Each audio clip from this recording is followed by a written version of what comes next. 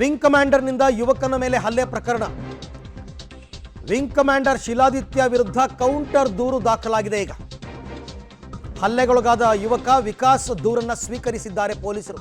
ನಿನ್ನೆ ಅವನು ಕೊಟ್ಟಿದ್ದ, ಇವತ್ತು ಇವರು. ವಿಂಗ್ ಕಮಾಂಡರ್ ವಿರುದ್ಧ ದಾಖಲಾಗಲಿದೆ ಎಫ್ಐಆರ್. ಬೈಯಪ್ಪನಹಳ್ಳಿ ಪೊಲೀಸರಿಂದ ಎಫ್ಐಆರ್ ದಾಖಲಾಗುವಂತಹ ಸಾಧ್ಯತೆ ಇದೆ. ಯಾಕೆಂದ್ರೆ ಅವ್ರಿಗೂ ಈಗ ಸತ್ಯ ಏನು ಅಂತ ಗೊತ್ತಾಗಿದೆ. ಅಲ್ಲೇ ಸ್ಪಾಟಲ್ಲೇ ಹಿಡಿಬೇಕಾಗಿತ್ತು ನನ್ನ ಪ್ರಕಾರ. ಆ ಪೊಲೀಸರು ಏನು ಮಾಡ್ತಾ ಇದ್ರು? ಅಲ್ಲಿ ನಿಂತಿದ್ರಲ್ಲ ಅವರು, ಏನು ಇವರು ಪ್ರಶ್ನಾತೀತರ? ಮಿಲಿಟರಿ ಅವರು ಅಂದ ತಕ್ಷಣ ಪ್ರಶ್ನಾತೀತರ? ನೋ. ವಿಂಗ್ ಕಮಾಂಡರ್ ವಿರುದ್ಧ ಎಫ್ಐಆರ್ ದಾಖಲಾಗುತ್ತೆ. ಅವನು ಅರೆಸ್ಟ್ ಆಗಬೇಕು. ಈಗ ವಿಕಾಸ್ ಅರೆಸ್ಟ್ ಆಗಿದ್ದಾನೆ. ವಿಕಾಸ್ನನ್ನ ಪೊಲೀಸರು ಅರೆಸ್ಟ್ ಮಾಡಿದ್ದಾರೆ ಆ ವಿಂಗ್ ಕಮಾಂಡರ್ ಕೊಟ್ಟ ದೂರಿನ ಆಧಾರದಲ್ಲಿ. ಈಗ ಈತನನ್ನು ಕೂಡ ಅರೆಸ್ಟ್ ಮಾಡಿ ಕೌಂಟರ್ ದೂರು ದಾಖಲಾಗಿದೆಯಲ್ಲ. ಇಷ್ಟೆಲ್ಲ ಸಾಕ್ಷಿ ಇಟ್ಕೊಂಡು ಈ ಬಗ್ಗೆ ಮತ್ತಷ್ಟು ಮಾಹಿತಿ ನನ್ನ ಕೊಲೀಗ ಮುರಳೀಧರ್ ಅವರಿಂದ ಪಡ್ಕೊಳ್ಳೋಣ. ಮುರಳೀಧರ್, ನಿನ್ನೆ ಆ ಘಟನೆ ನಡಿಬೇಕಾದ್ರೇ ಪೊಲೀಸರು ಏನು ಮಾಡ್ತಾ ಇದ್ರು? ಸತ್ಯ ಅವ್ರಿಗೆ ಗೊತ್ತಿರಲಿಲ್ವಾ? ಆ ಆರ್ಮಿಯವರು ಅಥವಾ ವಿಂಗ್ ಕಮಾಂಡರ್ ಅಂದರೆ ಪ್ರಶ್ನಾತೀತರ? ಯಾಕೆ ನಿನ್ನೆ ಅವ್ರ ವಿರುದ್ಧ ಕ್ರಮ ತಗೊಂಡಿಲ್ಲ? ದೂರು ಕೊಟ್ರೇನೆ ಕ್ರಮ ಅಂತನಾ? ರೂಲ್ಸಾ? ಏನಂದ್ರೆ ನಿನ್ನೆ ಆದಂತ ಘಟನೆಗೆ ಸಂಬಂಧಪಟ್ಟಂತೆ ಸಾಕಷ್ಟು ಅನುಮಾನಗಳಿತ್ತು. ಯಾಕೆಂದ್ರೆ ಯಾವಾಗ ವಿಂಗ್ ಕಮಾಂಡರ್ ಟ್ವಿಟರ್ ನಲ್ಲಿ ತನ್ನ ಅಕೌಂಟ್ ನಲ್ಲಿ ಈ ರೀತಿಯಲ್ಲಿ ಸಾಕಷ್ಟು ಆರೋಪವನ್ನ ಮಾಡಿದ್ದ, ಕನ್ನಡಿಗರು ಹಲ್ಲೆಯನ್ನ ಮಾಡಿದ್ರು ಮತ್ತು ಸ್ಥಳೀಯರು ಯಾರು ಕೂಡ ನನಗೆ ಸಹಾಯವನ್ನ ಮಾಡಲಿಲ್ಲ ಅಂತ ಹೇಳಿ ಆರೋಪವನ್ನ ಮಾಡಿದ್ದ.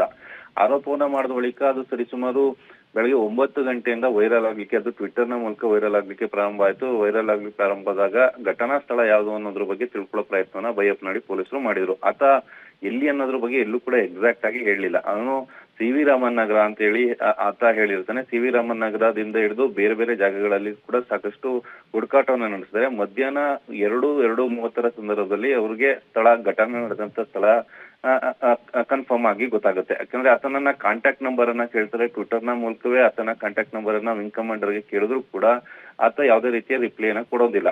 ಅಂದ್ರೆ ಟ್ವಿಟರ್ ನಲ್ಲಿ ಯಾವುದೇ ರಿಪ್ಲೈನ ಮಾಡದೇ ಇದ್ದಾಗ ಕೊನೆಗೆ ಪೊಲೀಸರೇ ಆ ಸ್ಥಳವನ್ನ ಹುಡುಕಿ 2:30 ಸಂದರ್ಭದಲ್ಲಿ ಸಾಕಷ್ಟು ಆ ಸ್ಥಳದ ಸ್ಥಳೀಯರು ಎಲ್ಲರನ್ನ ವಿಚಾರಣೆಗೊಳಪಡಿಸ್ತಾರೆ. ಜೊತೆಗೆ ಅಲ್ಲಿಯ CCTV ಫುಟೇಜಸ್ ಗಳೇನಿತ್ತು ಅದನ್ನೆಲ್ಲ ಕೂಡ ಪರಿಶೀಲನೆ ಮಾಡುವಂತ ಪ್ರಯತ್ನ ಮಾಡ್ತಾರೆ. ಕೊನೆಗೆ ಆತ ಕೊಟ್ಟಂತ ಕಂಪ್ಲೇಂಟ್ ಏನಿತ್ತು, ಅಂದ್ರೆ ವಿಂಗ್ ಕಮಾಂಡರ್ ಕೊಟ್ಟಂತ ಕಂಪ್ಲೇಂಟ್ಗೆ ಮೊದಲು ನ್ಯಾಯವನ್ನು ಒದಗಿಸ್ಬೇಕು ಅಂತ ಹೇಳಿ ವಿಕಾಸನನ್ನ ವಿಚಾರಣೆಗೊಳಪಡಿಸ್ತಾರೆ. ಆತನನ್ನ ವಶಕ್ಕೆ ಪಡೆದು ಬಂಧನಕ್ಕೆ ಕೂಡ ಒಳಪಡಿಸುವಂತದ್ದು.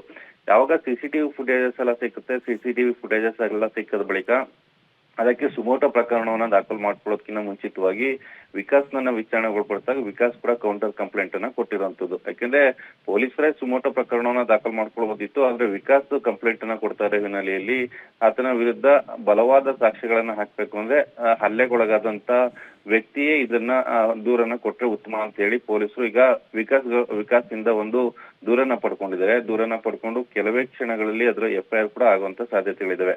ಮೂಲಗಳ ಮಾಹಿತಿ ಪ್ರಕಾರ ಹಲ್ಲೆ ಯತ್ನ ಅಲ್ಲ ಅನ್ನೋದಕ್ಕಿಂತ ಹೆಚ್ಚಾಗಿ ಮರ್ಡರ್ ಅಟೆಂಪ್ಟ್ ಪ್ರಕರಣವನ್ನು ಕೂಡ ದಾಖಲು ಮಾಡ್ತಾರೆ ಅನ್ನೋದ್ರ ಬಗ್ಗೆ ಮಾಹಿತಿಗಳು ಸಿಗ್ತಾ ಇದಾವೆ. ಆ ರೀತಿ ಏನಾದ್ರೂ FIR ದಾಖಲಾದ್ರೆ ಇನ್ನೂ ಕೂಡ ಸಾಕಷ್ಟು ದೊಡ್ಡ ಬೆಳವಣಿಗೆ ಆಗುವಂತ ಸಾಧ್ಯತೆಗಳು ಕೂಡ ಇರುವಂತದ್ದು. ಬಹುತೇಕ ಆ ರೀತಿಯಲ್ಲಿ ಮರ್ಡರ್ ಅಟೆಂಪ್ಟ್ ಪ್ರಕರಣ ದಾಖಲಾದ್ರೆ ಆತನನ್ನ ಬಂಧನಕ್ಕೆ ಒಳಪಡಿಸುವಂತ ಸಾಧ್ಯತೆಗಳು ಕೂಡ ಹೆಚ್ಚಾಗಿರುವಂತದ್ದು. Aravind. Right Murali, thank you. ತಮ್ಮೆಲ್ಲ ಮಾಹಿತಿಗೆ ಧನ್ಯವಾದ. ಮೊದಲು ಆತನ ಬಂಧನ ಆಗಬೇಕು, ಆಮೇಲೆ ಸತ್ಯಾಸತ್ಯತೆಗಳು ಏನು ಅಂತಕ್ಕಂಥದ್ದು CCTV ಫುಟೇಜ್ ಹೇಳ್ತಾ ಇದೆಯಲ್ಲ, ಆಮೇಲೆ ನಿಜವಾದ ತಪ್ಪು ಮಾಡಿದವರು ಯಾರು ಏನು ಎತ್ತ ಅಂತ ಮಾಡಲಿ, ಎನ್ಕ್ವೈರಿ ಆಗಲಿ. ಕ್ರಮ ತಗೊಳ್ತಕ್ಕಂಥದ್ದು ಮಾತ್ರ ಕಂಪಲ್ಸರಿ ಪೊಲೀಸರು